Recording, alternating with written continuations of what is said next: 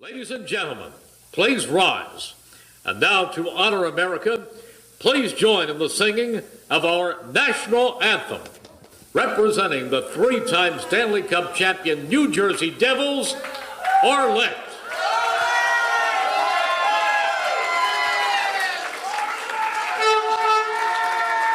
I feel like I'm at a game. Oh my gosh.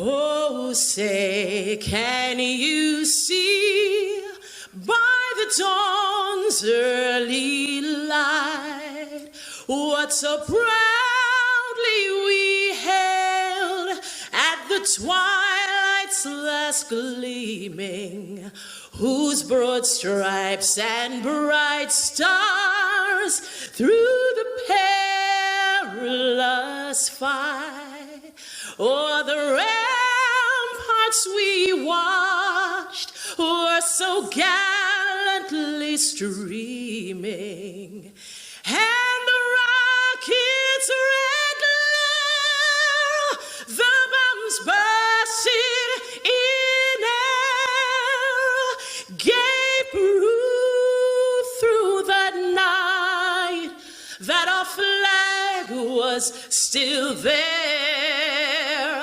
Oh, say, does that star-spangled banner yet wave o'er the land of the free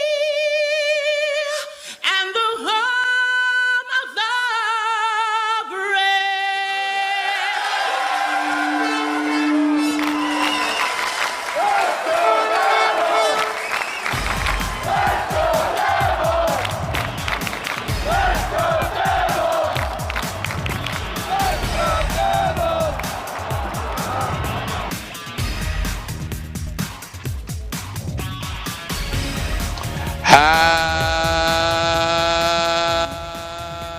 Happy Devils Sunday. This is the Let's Go Devils podcast, season 3, episode 14, titled Louie Domingue. I was hoping that you guys would just, finish that. Whoa, baby, now. Save Louie, that puck. Louie. Save. Good job, Scott. Yeah, well done. that's why I play the drums, and I don't sing. I am your host, Sam Wu, here with Scotty to the left. Oh, wait. There you go. wait, Beer I'm so Baron in sorry. the middle. Hey, big props to Cheryl Miller for bringing another state reference onto the show, as we were talking about last week. Louie, I'm going to dip my balls in it. If you're a fan of the state, you know what we're talking about. Nice show. All right. Sorry, go on. Scotty to the left. Beer Baron in the middle. Shorts guy to the right. Take it away, guys. Oh, my God. Dude, that makes me smile so much. Listen, you want a straight path to my heart, you make any kind of reference to the state. Over there, that lake's filled with monsters. Anyways, hey, big win, boys. Big win. After a terrible win. Big win. You know what was exciting? There was a fight in the game. Yeah. Wayne Simmons. Look at that. And as we heard from past guests, it's a piece of the game that's sorely missing. So I'm glad to always see a fight, especially someone like Simmons. That's part of what the fabric of his game is too. So I love seeing that. Yeah, it was at the end of the game. It was fun. Like, neither guy got clobbered. They threw some punches. No big deal. But crowd revved up. I mean, it was Detroit, aka the other worst team in the league. But the boys played real hard. There were some lineup changes we were just discussing.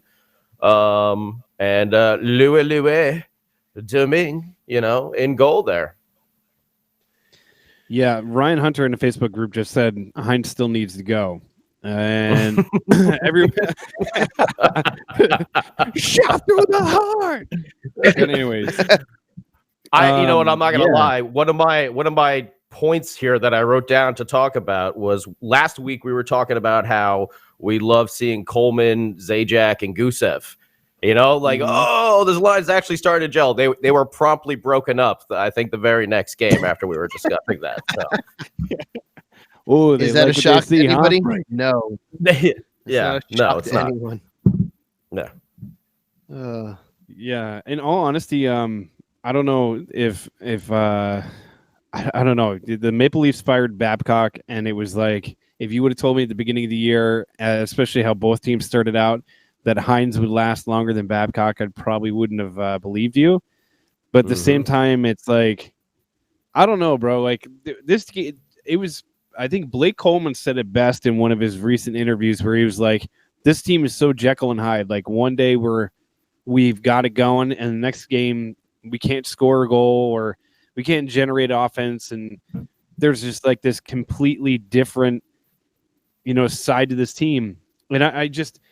I don't know what it is. I don't know what the chemistry is. I don't know if it's the coaching. If I don't know, like as a fan, you sit back and you try to guess or you try to speculate on what you think this team is doing. But there's just like some days it's just missing. And in that game against Pittsburgh, it was pretty damn apparent. But at least they came back and beat the other terrible team. Yeah, you don't want to lose to the other terrible team. You don't want to be the Detroit Red Wings right now, losing to the other terrible team. You'd rather be where we are, beating the other terrible team. Yeah, but seriously. It still sucks to be terrible. As of right now, Louie Domingue though showing not only the big victory, but a Devils goaltender that doesn't have primarily white pads. This is just from a complete gear standpoint. And there was some chatter about his gear in a couple goalie groups that I'm in today. But, man, almost all red and black pads. Those are pretty tight. I'm a big kind of gearhead when it comes to that. I love looking at patterns of gear, and I think gear has gotten kind of boring in the last couple of years. But, man, I'm very happy to see his gear setup. So that's completely unrelated to the game, completely unrelated to how he played. However, I love it. Didn't Clemenson have some red and black pads too? Or am I missing? Wasn't there one other goalie that we've had? Yeah, Clemenson was the last one. I think Clemenson was the last one to have pads that were not primarily white. Yeah, I believe he was the last one. Number 40. They do look sharp. I gotta say. And he played sharp too. So not only does he look sharp, but he's playing sharp, which is great. Big victory in your first, your first start. Kind of showing. I don't say it justifies what they with all the moves with Snyder. I know it wasn't on last week, but I gotta imagine that you guys spoke about that in depth. And then we went wildly off the rails. Well, yeah, you know what? I saw that last week was a long episode, so I'm assuming it went wildly off the rails. But Louie Domingue, coming in in his first win. Not to say that it justifies with the moves they made with Snyder, but it would have been worse off if they would have pulled all these moves with Snyder and threw Domingue in, and he lost. Yeah, I totally agree with that. And honestly, to answer Matt's question in the or actually not to answer his question, but I just want to bring up what he said in the Facebook group. He said Tice Thompson and Patrick Moynihan are doing well for Providence. It would help if I could read. You know what I mean? I have like this third grade English really backing me up here. He said Moynihan has 9 points in 14 games despite playing fourth line as a freshman. He has some time. He also wants to see Nico Hischier produce a little bit more, and then he said scratch that. He wants to see the whole team produce a little bit more. Nico has actually been playing a really strong game. There's been times where they've been keeping these lines together, but at the same time, like the constant juggling of the lines is driving everybody insane, I think. And what kind of is counterproductive is that Hines himself even said about Jack Hughes, who a lot of people are like starting to worry about.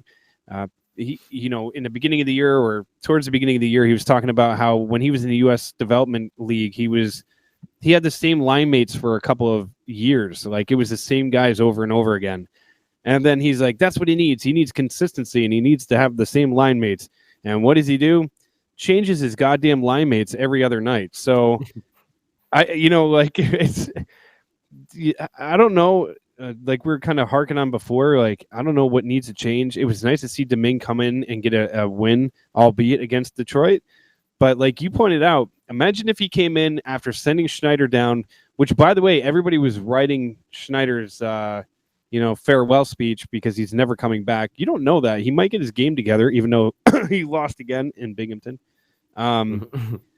He might get his game back and then boom, back on track. But who knows? Like this team is so hard to figure out.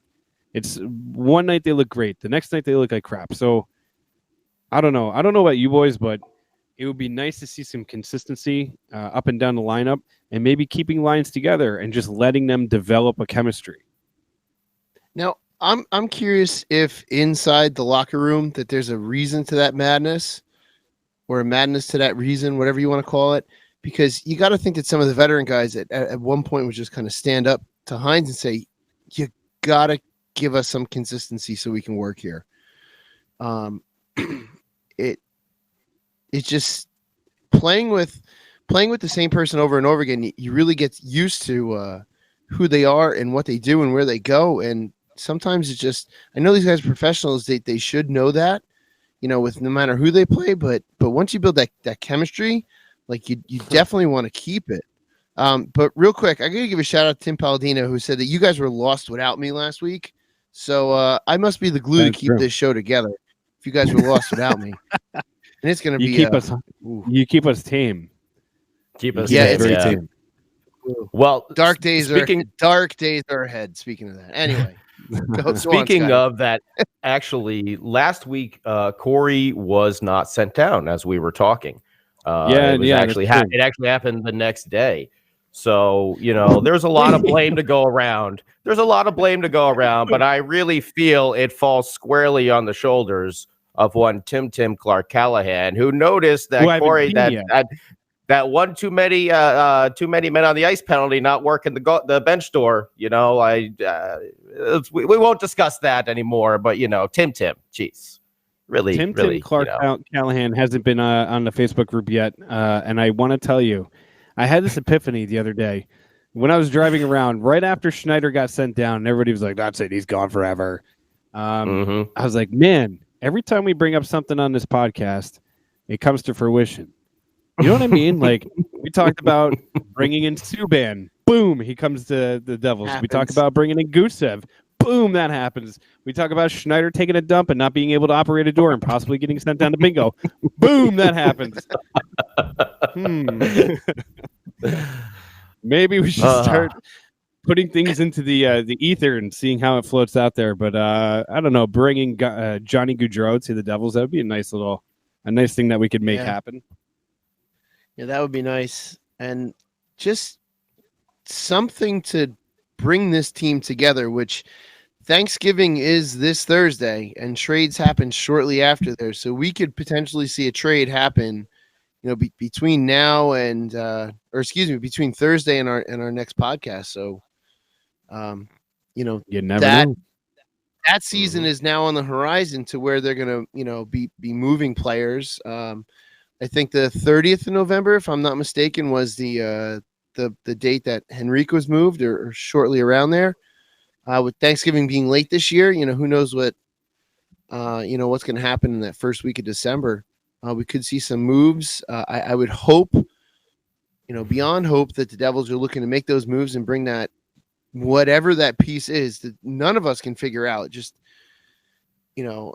they're so up and down to where they look so fantastic one game and then they can look like such garbage another game, like just within a 24-hour period. There's if we could pinpoint it, we'd make a ton of money. I don't know. I mean, I think the trades are going to start happening. We have a lot of good players that could probably bring back some stuff. I think they're going to end up selling off a lot of people. actually, me and Scott were just talking about last week. I think Wayne Simmons, he's only on a 1-year contract. If we crash, and burn here, I can't see him being on the team to the end of the year. So someone will pick him up for experience for a playoff run. Yeah, PK. Who's to say that he can't be moved either? You never know. You never know, though. To me, the only two people that are untouchable on this team are Nico and Jack Hughes. That's it. Everyone else? Yeah, I tend to agree with that. But I mean, like, I know Omar Ba. That's a good name to say too. I probably screwed that name up, but sorry. He said Caulfield and Hughes are lethal. Imagine if we could send Taylor Hall up to the Canadiens and get we play Caulfield Montreal back on Thanksgiving. I know, and we just tell them, hey, pack your stuff up. I know, I caught myself. Pack your stuff up. Go across the hallway. Go in the other locker room. Take a dump over there, and send that Caulfield kid back over here in a couple of picks, and we'll call it a deal. Yeah. Pack an extended bag. Yeah. Who knows? Oh, I got stuck there. You know what, though? Honestly, I don't know. Nicholas says Zaka Bratt sat possible trade. I doubt it. Yeah. But Hey, you never know. Someone's You never willing to put know. a good package together for him. You might be able to get something for like a Severson Bratt sort of deal, maybe. Yeah, but the thing is you don't want to start selling off your defensemen. And I know a lot of people hate on Damon Severson. But at the same time, like, I feel like he's a serviceable defenseman, and he's not as bad as people portray him to be. I don't know if I would sell him off just because you could use him in your lineup. I don't know, man. At this point, I feel so lost. I feel like a dog without a owner. It's though, it's like we have so much. We've got so much talent there, so much young potential. It just seems like that there's no guidance. Like there's no set solid system. It just seems like they have no clue what they're doing. And when you have all this potential, but you have no direction, it's going to do what we're doing right now and go nowhere. So fire John Hines. Boom.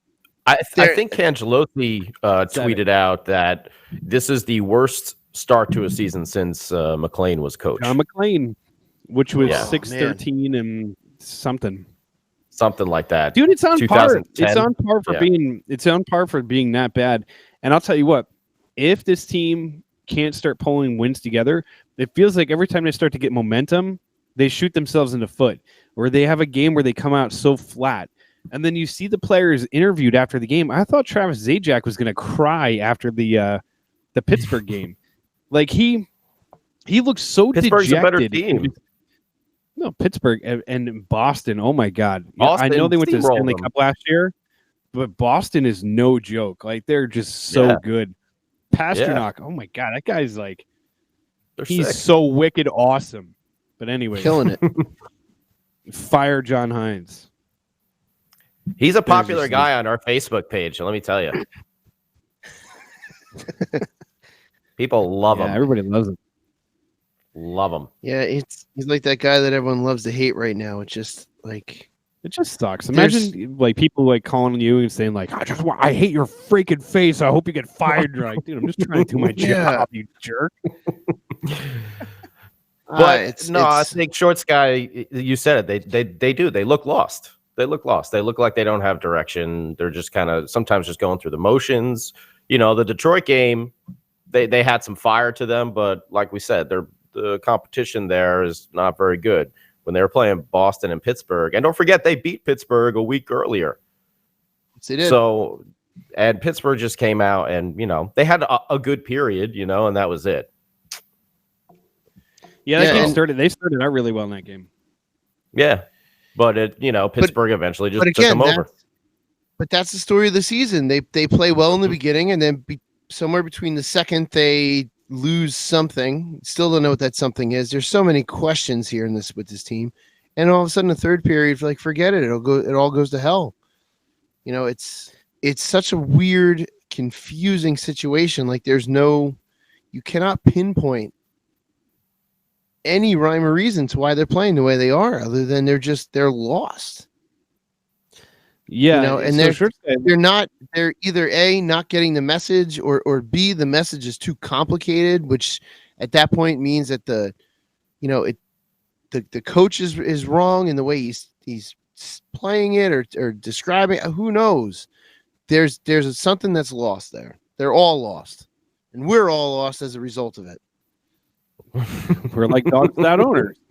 So They are like dogs without owners. So let me ask you a question, Shorts Guy. If you're saying that there's a disconnect between what's going on in the first period, in the second period, and the third period, that has to 100% be coaching, don't you think? Because if they're going into the intermission and they're coming out and the other team has made full adjustments to what the Devils are trying to do, which I don't know about anybody else. And listen, I'm not a professional hockey player. I just pretend to be one on TV, and I watch the games and I see thanks, and I see You're on what TV? looks like the same, sort of, and I see the same kind of like play every time they try to enter the zone, right? Every time they come through the neutral zone, it feels like they're trying to do the same exact thing over and over and over. And the adjustment is you shut down to one side and they don't know how to enter the zone in on the other side. I don't know if it's just me and it's just like, I pay attention to whatever I'm paying attention to, but it just seems like there's no adjustment. So, Shorts Guy, is this a coaching issue, or is this like an execution issue from the team? I want to say it's got to be both, because one, if the coach is only giving them one option to get in the zone, then that's not good on the coach's part. And if the coach is not making any minor adjustments to stay ahead of the team that they're playing, the coach has got to be making those minor adjustments. But a lot of that is coming down to practice too. But these guys are also professional hockey players. Like if the one side is blocked up, they got to know to go to the other side. They have to find that open space, unless there's some other type of instruction that's being given to them, like don't do this or that. It's a combination of both. It just seems to be players can't figure out more than option A, and then the coach not making any adjustments for option B and C and D, or not even preparing them for options B, C, or D. So it could be lack of preparation. It could be lack of adjustment. We're not at the practices. I would love to go sit and watch one of their practices and see what they actually do. Do they practice more? Do they practice different ways to enter the zone? But these guys have been playing their entire lives. They should know how to enter a zone, with their eyes closed. Even if it's just as simple, just dump the puck and crash.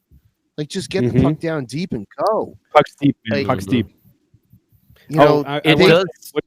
What's up to Steve? First time. What's up, Steve? What up, Steve? Yeah, they're just. I don't know. They're just so confusing and befuddling, and I have no other adjectives for how weird they are.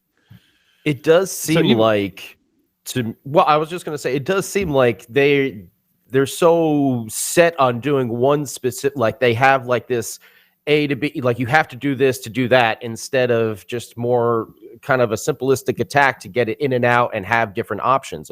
If it seems like if one thing goes wrong, their like entry into the zone is completely ruined. There's, like you were saying, there's no option B, C. I get the same feeling a lot of times when I'm watching the game, and I'm no NHL coach, but but you play one on TV. But yeah, I possibly, maybe uncredited. I need my my SAG card or whatever it is. Yeah. Yeah. Then they'll pay me, damn it. Yeah. But background guy one unnamed. Yeah. A rabid fan. Rabid fan. Guy getting kicked out of bar. I played that part really well. More like ruffian. That sounds ruffian. Yeah. But I think you nailed it. It just to me, it looks like they don't know what to do. If the littlest thing goes wrong, it's just everything is kaput. Yeah, that's the frustrating thing, and it feels like that's a lot of the sentiment in the Facebook group too. Is there's a lot of people saying like Christopher was saying, is anyone frustrated on how this team can't even execute an odd man rush? There's sometimes where they're coming in and you're like, all right, this is clear and obvious point where you're going to take a shot, and they try to make a fancy pass and it gets broken up and they go the other way. And it's like, dude, just like almost like there's points where they're trying to get too fancy, or there's points where they're trying to do too much, or they're like, I really think this guy really needs to take a shot, so I'm going to send the puck over to him. Oh, it got picked off again, and they're going the other way. Yeah. There's a good stretch of time, too, where Taylor Hall was a turnover machine. And I don't give a crap like what his numbers are saying right now. Like, dude, the dude's going to produce points regardless. I don't care if he's playing with like a bag of pucks and, like a stick out there. He's going to produce, points. But the problem is that I don't know if it's just what else would he play hockey with except pucks and a stick out there? No, I'm saying like his line mates are just a stick on the ice and like a bag of pucks. I got you. Well, like a slumped over bag of pucks and an empty stick. Anyways, but so if he had any of the two of three of us as his line mates, he would be successful. Yeah, a fat, even with us, overweight guy. And then like either Shorts guy or me. So like the point that I'm trying to make. I'm just kidding. I'm fat and overweight too. So the point that I'm trying to get to is like Hall just, I don't know if he looks engaged the entire time or if he just looks like he's kind of like whatever about it. But there just seems like there's long stretches where he's just turning the puck over. And he's turning the puck over in like weird situations where he's like coming into the zone. He's trying to backhand pass it like right near the blue line, which I think even I, who plays an NHL player on TV sometimes, will tell you that you never do that. And I mean, like, it's just like stupid plays. And it just seems like, I don't know, pictures. He has this like, I just murdered somebody and I can't tell anybody about it face. You know what I mean? I'd be curious to see how the team reacted to him being benched for a game. Oh, he'd cry. Ooh. No, I don't care about not his reaction. No, not his reaction. What the rest of the roster would do. Maybe it'd be sigh relief. Maybe he is like a drag on the team. Who knows, man? Like I would love to be a fly on the wall in that locker room, just for a couple days. Yeah, if you're a fly on the wall in that locker room, can you work on centering that brotherhood thing over to the door, please? Oh my God, that pisses me off. Just from a like whoever did that was probably like, it's not. There's like two guys sitting there. It's like, Frank, that's not center. He's like, I don't give a damn. It's lunchtime, and he just left. No, it's either that, or whoever measured it just ordered it way too big, and they slapped it up there, and they said, "Ooh, yeah, you're right. It's lunchtime. Let's go." Yeah. Oh man. I don't know, man. I'm trying to catch up on some of the things that are going. Can you bring up Mikey McLeod too? Thanks, Jake Wakely, because seriously, give the guy a fair shake. Beard Baron ever wants. Just give him a fair shake, and not when the team's completely out of it. Do you feel he should have been when he learns to tape a stick properly, he can come up. Maybe he did. Do you feel he should have been called up over Brent Seney? No, because Seney's been playing really well in bingo. Okay, so that's fair enough. Fat no. Look at you being objective. All right. Listen, I'm my heart beats for Mike and McLeod, but I'm also not a moron for the most part. Just like partial moron. But at this point, there's really no harm in bringing him up to try him out. Because what else is going right? There's no harm in bringing a lot of these kids up. And I mean, like, honestly, bring them up for an extended period of time. Sticking with Boquist in the lineup for an extended period of time would be nice. John Hayden is going to punch Scotty in the face the next time he sees him. And if it happens, probably. Sorry, Scotty. But yeah. I have to agree with you, Scott. Like, John, I got the hiccups, so I'm going to just bow out for a second. Talk about going off the rails. Oh, my gosh. Yeah, man. All right, they're gone. Yeah. Are you back? Good. Yeah. You want to finish your thought? Or it's right there you go. Thought. Yeah. No. I'm going to change gears real quick, actually, because I have a question that's aimed towards our Facebook group and then towards both of you, I suppose. But if they did fire Hines and they were going to hire a new coach, and they would probably just promote either Kowalski or somebody, Nazardine, even though the defense is terrible and everybody would have a cow if that happened. But they would probably promote within. If Fitzgerald wants to do it, I could see him sticking around for one season and doing it. But if perfect world, if they're able to pick up a coach mid-season that's not on the current roster, is there anybody in particular that you would see or want them to pick up? It's a good question. Thanks. Who's available? What coaches are available out there? I see. Let's see. Thomas just wrote Torts or Babcock. No to Babcock because that dude's a lunatic. Yeah, Torts is a lunatic too, but in a really funny way. Torts would be a guy that you would bring in for 2 years, and then you'd be getting someone new. I want to say he might be. A lot Raymond of people want Babcock. Babcock, yeah, but he's just a name right now. Because I guarantee you, it took me a while. There was a lot of talk coming out of Toronto after he was fired that he was not well liked in the locker room at all. Yeah, did you see that report today where he basically told a rookie, "Hey, go and choose somebody that's not hustling. Like rank all these people that are not hustling, from 1 to 10 or whatever." And the kid did it because he didn't want to piss off his coach. And then Babcock basically was like in the middle of practice, like, "Well, so you guys all suck in the bottom, and this is why, and this is who ratted you out." Oh, gee. Oh, man. Yeah, I mean, I'm probably like way off, not totally off base with that story, but it's like pretty close. But it is just, it's pretty brutal. That'll divide your team up right there. It's like, why would you even do that? It's like, that's just going to create such discontent within your room. It's like, holy crap. I don't know, bro. I don't know. Yeah. Maybe we can get somebody off that U.S. development team.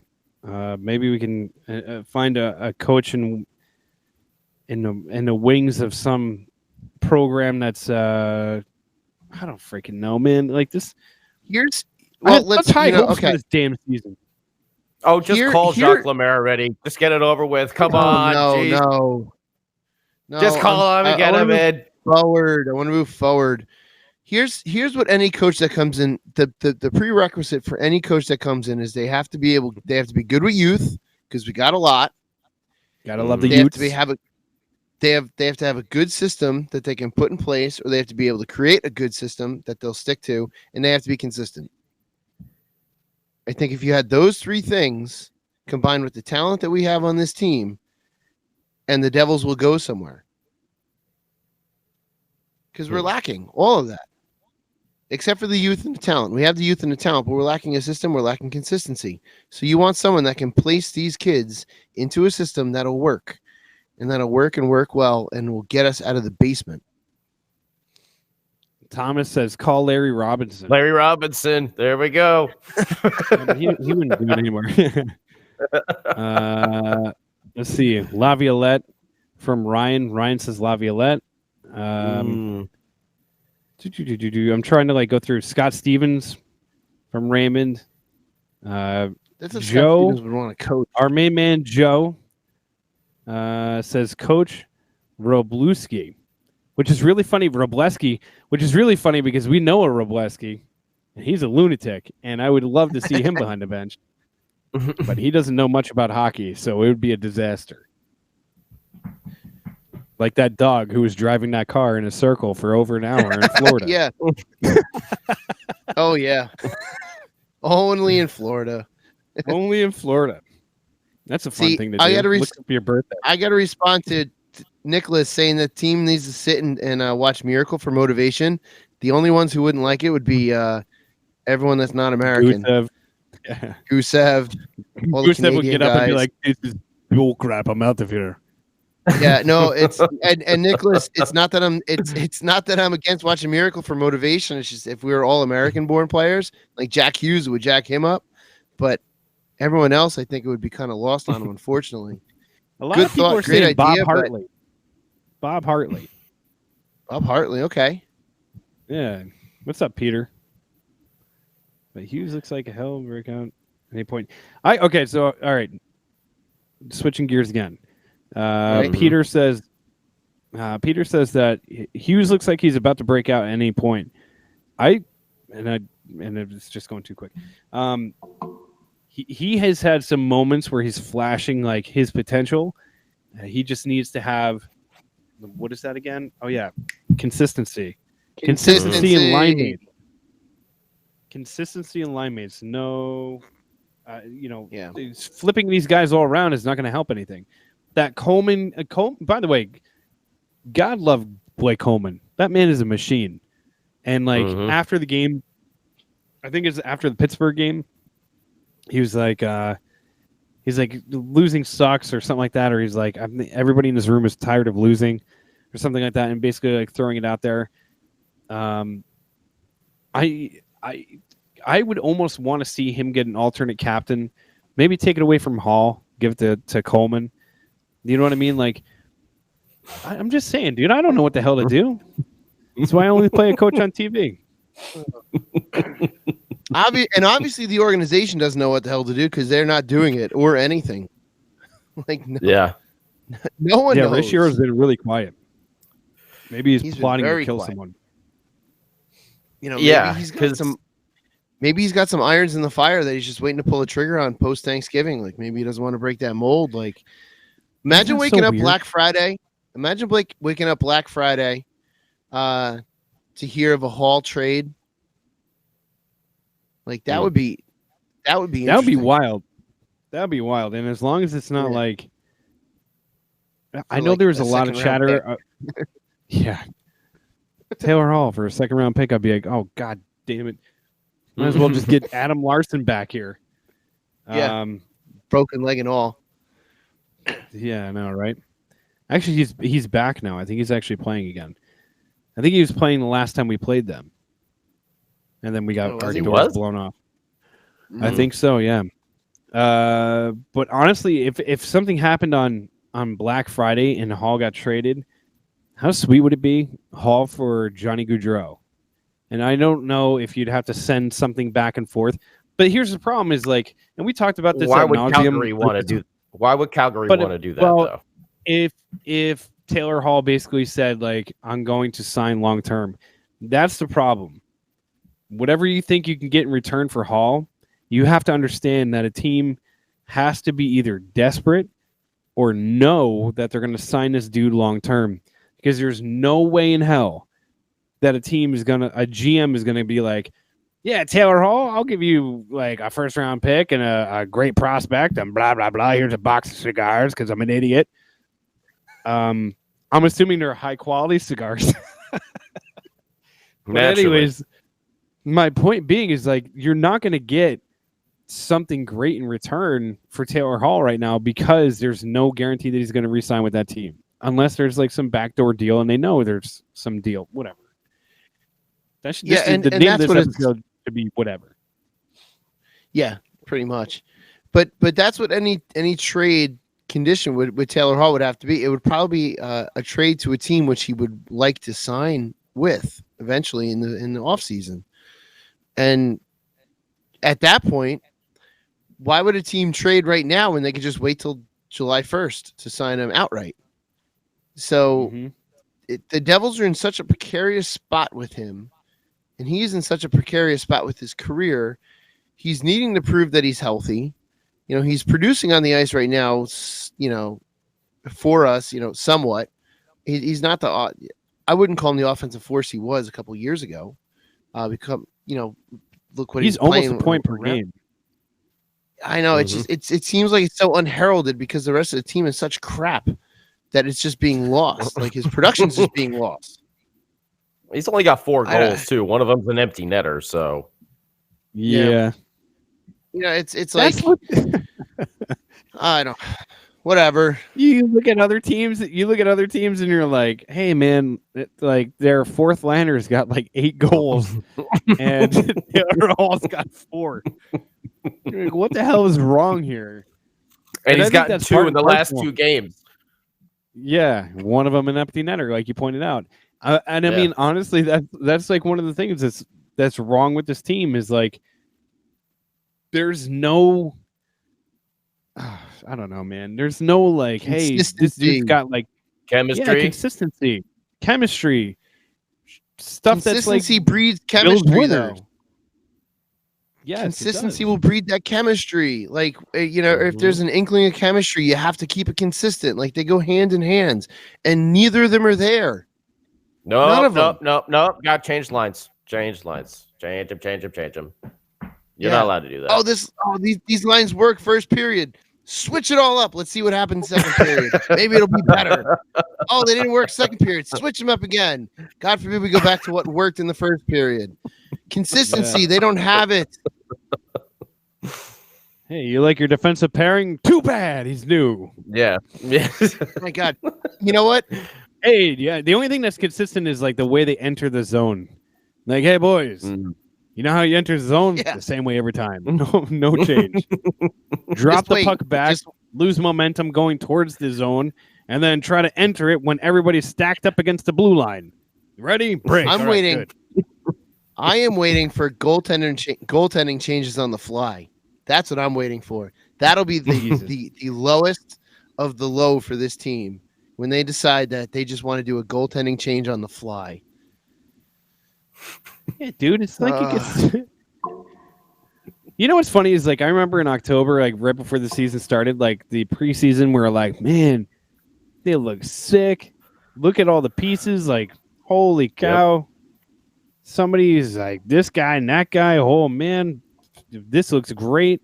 And then like the season started, we were in the first game. We're like, hey, all right, we're up 4-0. Holy crap, we're gonna start steamrolling people. Like a very Manila conversation. And then all of a sudden, like the wheels fell off, and then it was like all hell broke loose. And seriously, like I don't want to be in the goddamn lottery anymore. Like, yeah, it'd be cool to get this #1 overall pick again and get this top rated kid and blah blah blah blah blah. I want to freaking win. I'm so sick and tired of mediocrity. Like this team, I'm a Giants fan in the NFL, and they suck a bag of D's. Like this whole situation of just we're in a rebuild. It's like, all right, cool.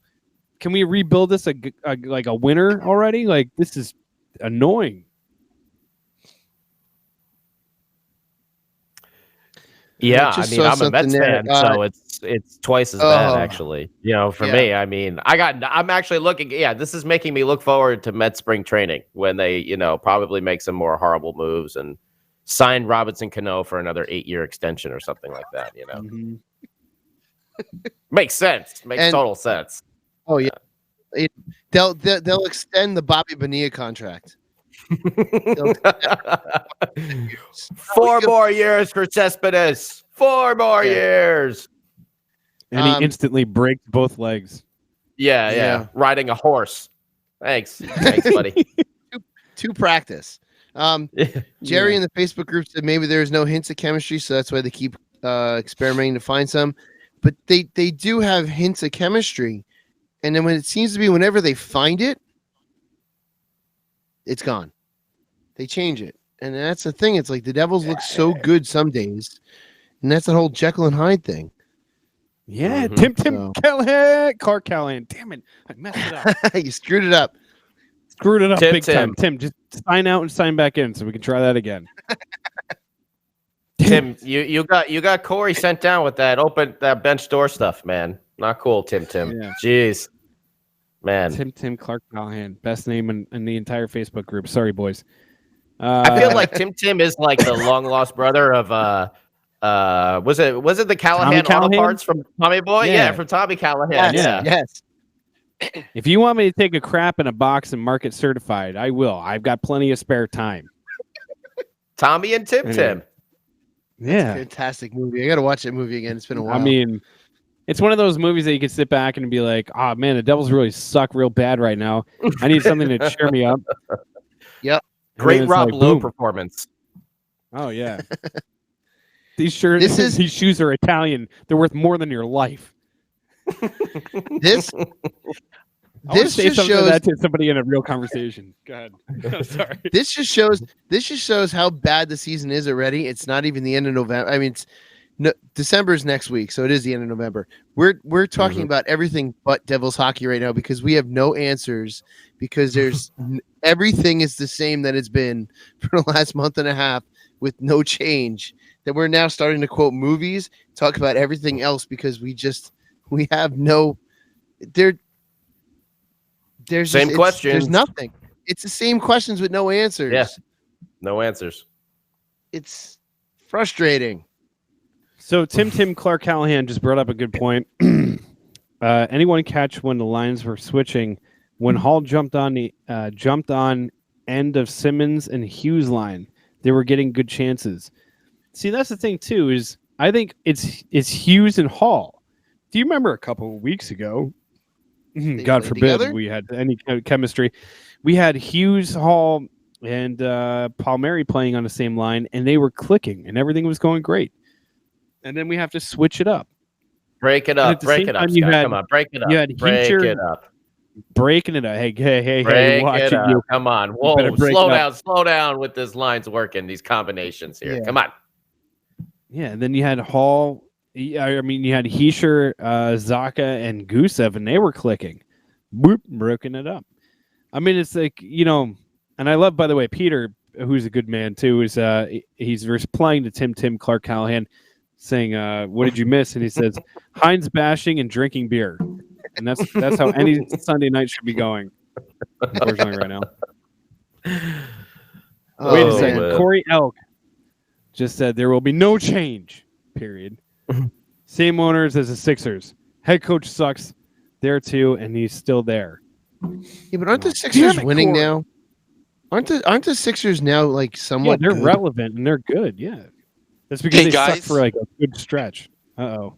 Hey guys, Yes, did you Peter? guys take a look at that PDF I sent you guys last night about the privilege of meeting the owners, that charity event, how much it costs?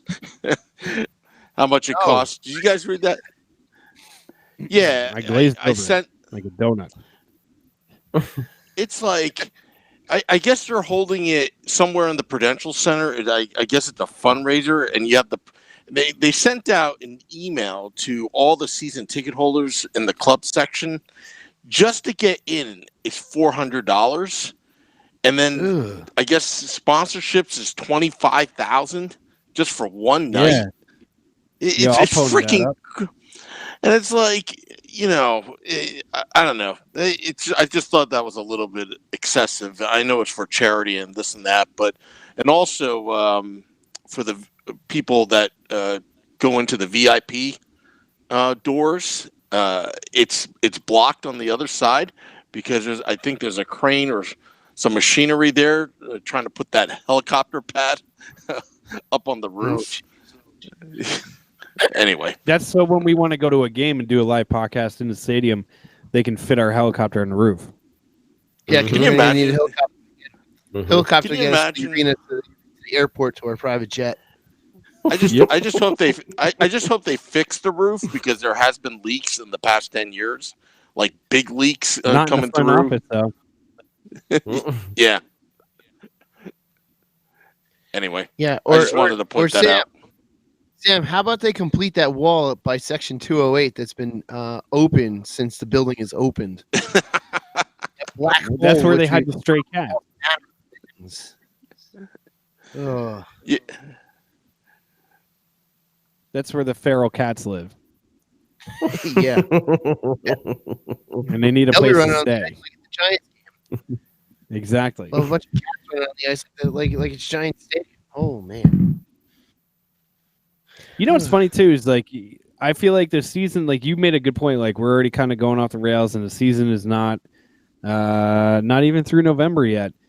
There's still hope. I mean, it's not all hope is not lost with this team. Like there's plenty of good to be had, and there's plenty of time for them to turn it around. And I mean, luckily there's. I mean, I don't know. You ran out of steam there. Halfway through, steam. like trying to convince yourself of that, all that. Like a man standing on the edge, and he's like, "Well, screw this." I try to you read know my what it is? Like if it looked like they were trying to progress and to do positive changes, I think things would be so much better. Like I can handle losing if they're like pushing to the end and not just like giving games away like they've been giving. Mm-hmm. But there's like no progress. It seems like we're going backwards with what should be on paper a really good team. So I think that's where like the I don't want to say desperation yet, but like come on, like they're not even moving forward. They're going backwards. There's no progress whatsoever. Or they take a step forward, like last night's game against Detroit. They take a nice step forward, and you're like, "Damn, that was a total team effort." And if you watch that game, you're like, "This is what I signed up for." And then you're like, it's Detroit, damn it. But anyways, like they had everything clicking. And then like my one friend John has been saying since the beginning of the season, all he wanted to see is just Simmons pummel somebody in the face. That was like his one wish.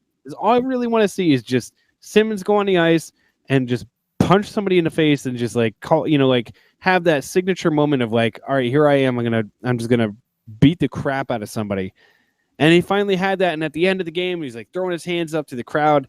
Everything was great. And it's like, can we please just hold on to this? Can we just hold on to this for a little bit? Maybe go on like a little bit of a winning streak that's not, 2 games and then followed up by a 2-game losing streak. It's like, can we just build some momentum? But it all harkens back onto consistency. I feel like that is wild.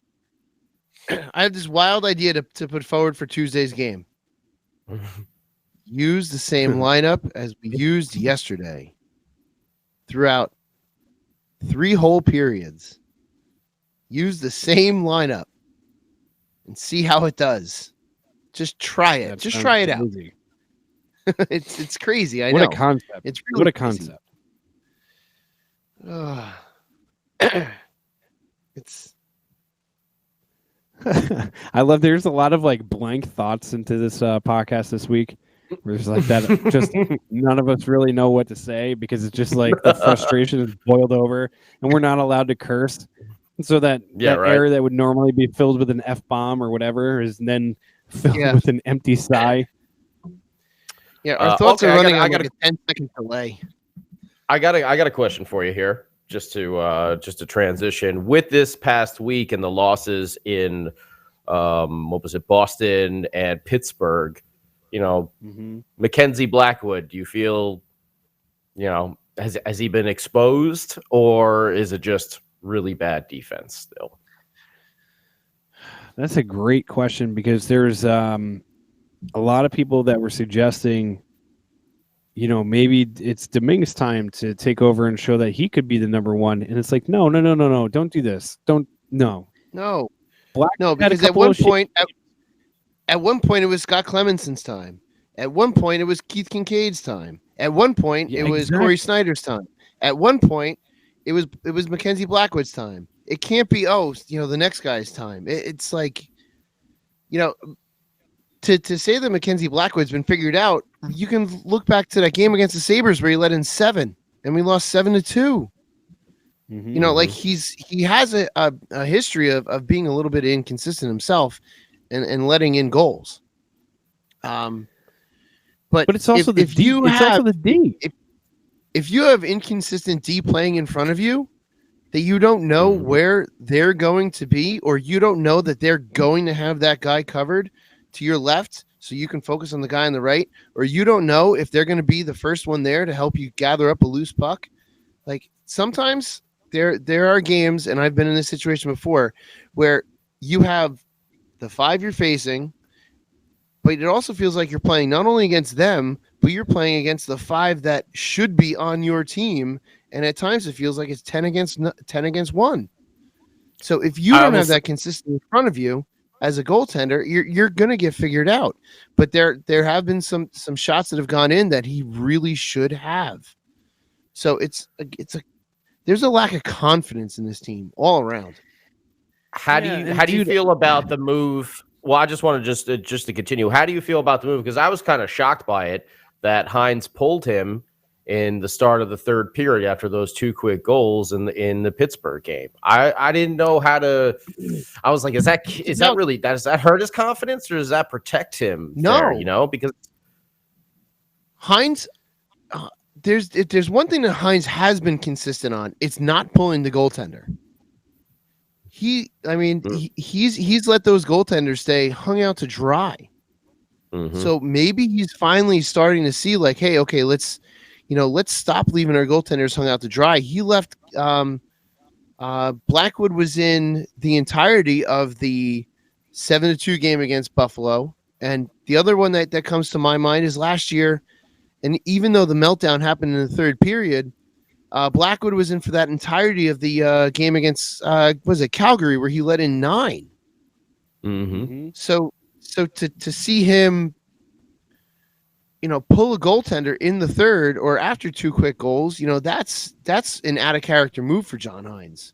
He doesn't do that very often, and there is something to be said for letting a goaltender play in a rough game to play it out, just to learn how to have that mental strength to bounce back from something like that.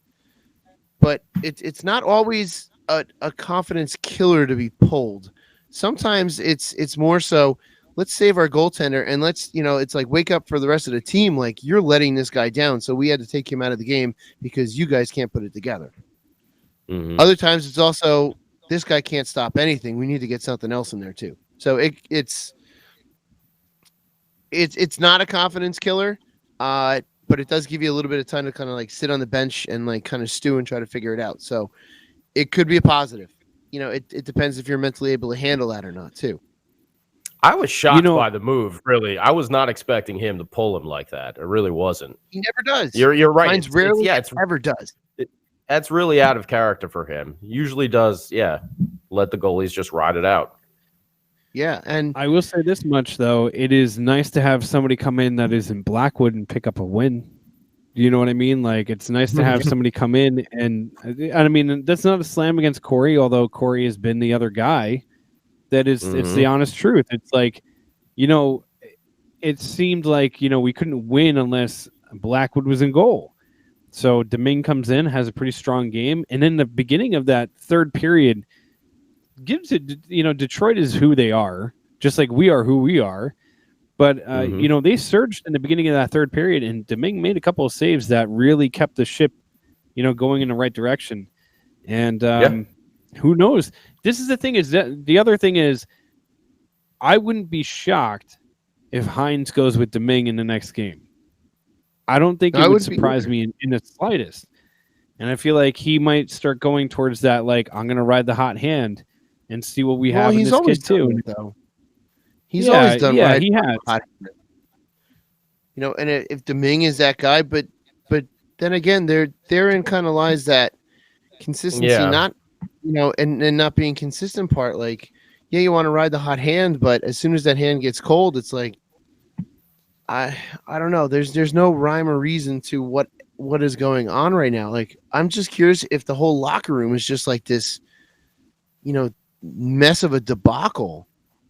Well, they look they don't look upset when they lose. They look like they're borderline, I don't know. They look like horrible. How John Hines looks all the time. Like, yeah, I burnt my eyebrows off. I was cooking bacon and I tried to put a grease fire out with water. But no, honestly, like they look. If you watch the interviews after they lose, it's brutal to watch, and some of them are really hard to watch because it's just like they're just tired of losing. They're tired of like being in the situation that they're in, and you can't blame them because I feel like they finally feel it, but the way that the fans feel, I feel like the players feel the same way, and it's as a fan you can almost empathize with the player because they're trying hard and they're trying to do with it what's in the system of them to do. But the results are just not there. So, but the players are the only ones that can change this. We can't. We're stuck in this limbo. Underpants. Yeah. Okay. It's they can change that. We can't. They can do something. If it's. I mean, not that I'm going to call for some mutiny here, but if things aren't working, then they should be going to Shero and be like, listen, this is just not going to work out anymore. Yeah. Who knows? Like, And where's Ray been? We haven't heard from Ray in quite maybe some time. Still not. Maybe he's camped out in that pizzeria in Calgary. Maybe he's still there. Maybe it's his new temporary mobile office, his satellite office. Maybe he's like trying to bring Jersey pizza to Calgary, and he's like, "I've been to your place and it's terrible. I'm gonna hang out here for a couple of weeks and make it real good." Yeah, it's like a bad sitcom. Oh, Ray, who messed up the tomato sauce again? It's mozzarella. It's mozzarella. And they're like, Ray, get the hell out of here. It's Canada, is this what happened buddy. last week? Is this how the downfall? Yeah, but way started worse. last week? Way worse. Yeah. way worse. I think Ray Romano way out already of did that control. show, by the way. Oh yeah. Yeah.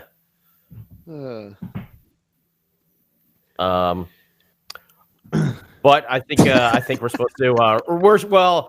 I see the little text coming through that. Oh no, we're supposed to start wrapping it up. Go to our final thoughts, wrap up for the week. Okay. I'll start out with just saying happy Thanksgiving to everyone on the Facebook page and everyone out there who is a Devils fan. Forget everybody else. Just the Devils fans. I hope you have a terrible Thanksgiving, everybody else in the world. But there will be Devils hockey on Thanksgiving. They'll be up in Montreal. So we get to check out a little something there. And a big game against the Rangers coming up. 1:00 start time. Home game. Don't lose to the Rangers. Yeah. Support the team that day, please. We'll yell at them every other day, but please, that day, let's just support the team. Yeah. Yeah, honestly, I want to see consistency, and who knows what's going to happen Black Friday. I think Shorts Guy nailed something on the head earlier. I wouldn't be surprised if you saw some kind of move, whether it be a coaching change or a big trade or a trade right after Thanksgiving. I feel like needs to be some kind of change or shift in this team. And I know the GM in Ray Shero understands this, and he's not oblivious to what's going on to this team, nor does he want to have a losing record. So expect something to happen soon. What? I don't know, but expect something to happen soon. Yeah, I'm gonna echo those thoughts. Something's got to happen soon. They've got to make a move, and that post-Thanksgiving period is generally the time that happens. I do want to wish all our listeners on all of our platforms, Facebook, Twitch, Twitter, everywhere, happy Thanksgiving, and I will be in and out due to my hockey schedule for the next couple weeks, so I may not be around for the next couple weeks, so I'll be doing what I can with the podcast when I can, but boys, it's going to be a little bit of a hiatus for me until I'm available again on a Sunday night. Well, you will be missed, and I'm sure this podcast will go way, way, way off the rails. Way off the rails. Every time it starts to, I'm gonna pick up my phone and look at a picture of you and go, all right, ring it in. Bring it back. Bring it all back. You know what you can do? Just print out a nice picture of me and have it right by your laptop there. Just be like, that's what I. And don't forget, happy Thanksgiving, everybody. Happy Thanksgiving. Sammy, don't forget December 7th, Tavern on the Rocks in Rockaway, New Jersey, 9 Wall Street. Big hashtag We Are the Fun event. We have Grant Marshall and Colin White, 2 Stanley Cup champions. Woo! 2 Stanley Cup champions. That's awesome. For the Devils take on Nashville. We always have a good time at Tavern on the Rocks. Oh, we do. We always do. Jeff, the owner, Beer Baron's father-in-law, he is fired up. I'm fired up. Also, the pop-up podcast will be in effect this week. We got all of our equipment ready for that, all set. Also, Shorts Guy, I'm doing a new mini podcast. We've got so many podcasts on the platform. We got State of the Fan Address. We obviously got this one. We got a couple others in the work. The Woo Report. It's coming back? Report. Yeah, the Woo Report. People like me ranting.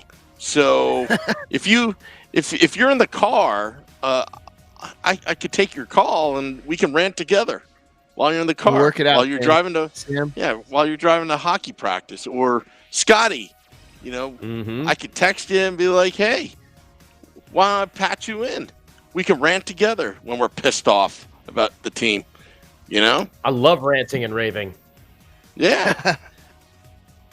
Yeah. I Work it love out, it when I Sam. do it, and I love when I don't make any sense and I just start saying like words that just are incoherent and not in like actual form sentences, and I get so frustrated. Those are the best. Like last week. Those are the best. Yeah. Yeah, like last week. Or even better when you start combining words that shouldn't be going together, and you just can't get it out, and you just smush words together. That's when you know you're fired up. Yeah, I often think of myself like Chris Farley when he's doing the news anchor. Maybe I frighten small children. Maybe I might not bathe regularly, and like that kind of overly excited and not really sure what I'm doing with myself. Yeah. That's how the Devils make me feel sometimes, Oh, I yeah. want to grab the world and grab it by the tail and put it in my pocket. If you come out to the live podcast, you can see these impressions and more live on VHS, on nonetheless. VHS. Yes. All right, Alrighty, Sam. I guys. think you better cut it. Check out. Ramona, I will curse in person, but not on air. All right, check out our podcast at letsgodevils.com. After this concludes, till next time, let's go Devils.